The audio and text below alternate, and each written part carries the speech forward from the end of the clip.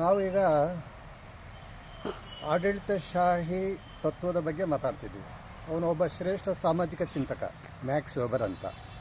ಈ ವಿಷಯವನ್ನು ಯಾಕಿಲ್ಲಿ ಪ್ರಸ್ತಾಪ ಮಾಡ್ತೀನಿ ಅಂದರೆ, ಇವತ್ತು ರಾಜ್ಯಗಳಲ್ಲಿ ರಾಜ್ಯಾಡಳಿತ ನಡೀತಾ ಇದೆ. ನಾವು ಪ್ರಜಾಪ್ರಭುತ್ವ ವ್ಯವಸ್ಥೆ ಇಟ್ಕೊಂಡಿದ್ದೇವೆ ಮತ್ತು ಇವತ್ತಿನ ರಾಜ್ಯಾಡಳಿತ ಸಂಕೀರ್ಣವಾದುದಾಗಿದೆ, ವಿಶಾಲವಾದುದಾಗಿದೆ, ಸಂಕೀರ್ಣವಾದುದಾಗಿದೆ. ಇಂಥ ಒಂದು ಸಂಕೀರ್ಣ ವ್ಯವಸ್ಥೆಯಲ್ಲಿ ಕಾರ್ಯಚಟುವಟಿಕೆಗಳು, ಸಮಾಜದ ರಾಜ್ಯದ ಎಲ್ಲ ರಂಗಗಳ ಕ್ಷೇತ್ರ ಕಾರ್ಯಚಟುವಟಿಕೆಗಳು ನಡೆಯಬೇಕೆಂದರೆ ಅಲ್ಲಿ ನೌಕರರು ಬೇಕೇ ಬೇಕು. ಅದಕ್ಕೆ ಹುದ್ದೆ ಅಂತ ಕರಿತೇವೆ. ಈ ಹುದ್ದೆಗೆ ಒಂದು ಪದವಿ ಇರುತ್ತದೆ.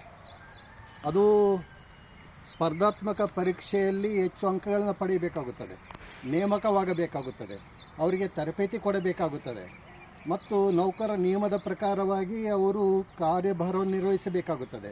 ಅಲ್ಲಿ ಅಧಿಕಾರದ ಶಕ್ತಿಯ ಏಣಿ ಶ್ರೇಣಿ ಇರುತ್ತದೆ. ಮೇಲಧಿಕಾರಿ, ಕೆಳಗಧಿಕಾರಿ ಮತ್ತು ಕೆಳ ಅಧಿಕಾರಿಗಳೆಲ್ಲ ಇರುತ್ತಾರೆ ಮತ್ತು ಇವರ ಸೇವೆ ಸುಮಾರು ದೀರ್ಘಕಾಲಾವಧಿಯದು, 60 ವರ್ಷ 65 ವರ್ಷದವರೆಗೆ ಇರುತ್ತಾರೆ. ಇಂಥ ಒಂದು ವ್ಯವಸ್ಥೆ ಅತ್ಯಾಧುನಿಕ ಈ ತಂತ್ರಜ್ಞಾನದ ಕಾಲದಲ್ಲಿ ಅತ್ಯವಶ್ಯಕವಾದುದಾಗಿದೆ ಎಂಬುದಾಗಿ ಈ ಮ್ಯಾಕ್ಸ್ ವೆಬರ್ ತಿಳಿಸುತ್ತಾನೆ. ನಾನಿಲ್ಲಿ ಈ ವಿಷಯನ ಯಾಕೆ ಹೇಳ್ತಿದ್ದೇನೆಂದರೆ, ರಾಜ್ಯಾಡಳಿತದಲ್ಲಿ ಜನರಿಂದ ನೇಮಕವಾದಂಥ ಪ್ರತಿನಿಧಿಗಳು, ಮಂತ್ರಿಗಳು ಯಾರ್ಯಾಗಿರಬಹುದು, ಅದು ಹುದ್ದೆ ಅಲ್ಲ, ಅದು ಒಂದು ಸೇವೆ.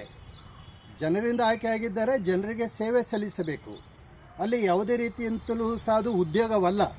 ಈಗ ಉದ್ಯೋಗವಲ್ಲದಂಥ ಈ ರಾಜ್ಯ ಆಡಳಿತದ ಸೇವೆಯಲ್ಲಿ ನಿರತರಾಗಿರುವಂಥ ಮಂತ್ರಿವರಿಯರು, ಅವರು ಇವರು MLA MP ಗಳು ಯಾರೇ ಆಗಿರಬಹುದು, ಅವರಿಗೆ ಪ್ರತಿ ತಿಂಗಳು ಲಕ್ಷಾಂತರ ಸಂಬಳ ಬೇಕೇ? ನನಗೆ ಪ್ರಶ್ನೆ ಮೂಡಿದೆ, ಭಾಳ ವರ್ಷಗಳಿಂದಲೂ ಮೂಡಿದೆ. ಇವತ್ತು ಪ್ರತ್ಯೇಕವಾಗಿ ಮಾತಾಡ್ತಾ ಇದ್ದೇನೆ. ಜನರಿಗೂ ಅರಿವು ಇರಬಹುದು. ಅವರಿಗೆ ಹುದ್ದೆ ರೀತಿಯಲ್ಲಿ ಸಂಬಳ ಬೇಕೇ? ಮತ್ತು ಹುದ್ದೆಯಲ್ಲಿ ಇರುವವರಿಗೆ ಈಗಾಗಲೇ ಹೇಳಿದೆ, ನೌಕರಶಾಹಿಯಲ್ಲಿ ಅವರು 5 ವರ್ಷಕ್ಕೊಮ್ಮೆ ಹಣಕಾಸಿನ ಆಯೋಗ ಇರುತ್ತದೆ.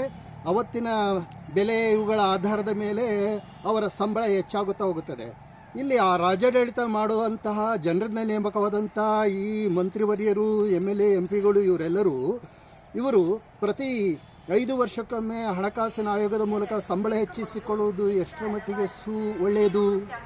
ಮತ್ತೊಮ್ಮೆ ಹೇಳುತ್ತಿದ್ದೇನೆ, ಸರ್ಕಾರ 5 ವರ್ಷ ಇತ್ತು ಅಂದರೆ ಸಾಯ ತನಕ ಕೊನೆಯವರೆವಿಗೂ ಪೆನ್ಷನನ್ನು ಪಡೆಯುವುದು ಎಷ್ಟರ ಮಟ್ಟಿಗೆ ಉಚಿತ? ಹೀಗಾಗಿ ಪ್ರಜಾಪ್ರಭುತ್ವ ವ್ಯವಸ್ಥೆಯಲ್ಲಿ ನೇಮಕವಾದವರೆಲ್ಲರೂ ಸಹ ಬಡವರಲ್ಲವಲ್ಲ. ಅವರೆಲ್ಲರೂ ಸಹ ಹೆಚ್ಚು ಕಡಿಮೆ ಲಕ್ಷಾಂತರ ಹಣವನ್ನು ಹೊಂದಿರುವಂಥವರು, ಆಸ್ತಿಯನ್ನು ಹೊಂದಿರುವಂಥವರು, ಕೋಟ್ಯಾಂತರ ವ್ಯಕ್ತಿಗಳು, ಕೋಟ್ಯಾಂತರ ರೂಪಾಯಿಗಳನ್ನು ಆಸ್ತಿ ಹೊಂದಿರುವಂಥ ವ್ಯಕ್ತಿಗಳಾಗಿದ್ದಾರೆ.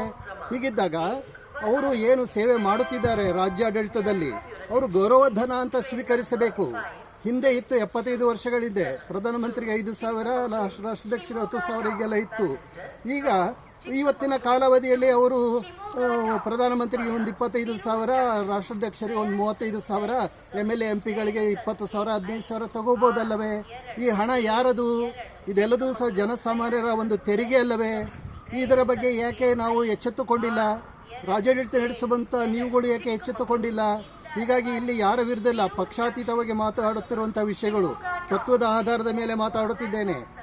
ಈ ಒಂದು ಹಿನ್ನೆಲೆಯಲ್ಲಿ ಈಗಲಾದರೂ ಸಹ ಆಲೋಚನೆ ಮಾಡಿ, ಇದರ ಬಗ್ಗೆ ಯೋಚನೆ ಮಾಡಿ ಸರಿಯಾದ ನಿರ್ಧಾರ ತೆಗೆದುಕೊಳ್ಳುತ್ತೀರಾ? ಮತ್ತು ಈ ಹಣವೆಲ್ಲವೂ ಸಹ ಜನಸಾಮಾನ್ಯರ ಹಣ ಆದುದಾಗಿದೆ. ಪ್ರಜಾಪ್ರಭುತ್ವ ನಡೆಸುವುದು ಸಾಮಾನ್ಯವಲ್ಲ, ಅದು ಒಂದು ರೀತಿ ಅತಿ ಹೆಚ್ಚು ಖರ್ಚು ಮಾಡುವಂತಹ ಸರ್ಕಾರವಾದುದಾಗಿದೆ. ಹೀಗೆ ಮಂತ್ರಿವರ್ಯರುಗಳು ಇವರೆಲ್ಲರೂ ಹೆಚ್ಚು ಸಂಬಳ ಮಾಡಿಕೊಳ್ಳಬಹುದಾದ್ದರಿಂದ ಇದು ಒಂದು ಬಿಳಿ ಆನೆ ಅಂತ ಕರೆಯಬೇಕಾದುದಾಗುತ್ತದೆ. ಈ ಬಿಳಿ ಆನೆ ಸಾಕಲಿಕ್ಕೆ ಸಾಧ್ಯ ಇದೆಯೇ? ಯೋಚನೆ ಮಾಡಿ. ನಮಸ್ಕಾರ.